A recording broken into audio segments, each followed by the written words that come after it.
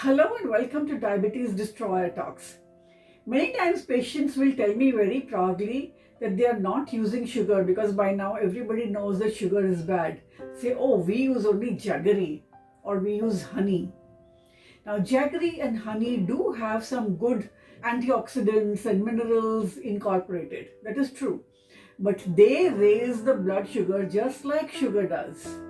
And that means the insulin response, the inflammation, and risk for chronic illness remains exactly the same.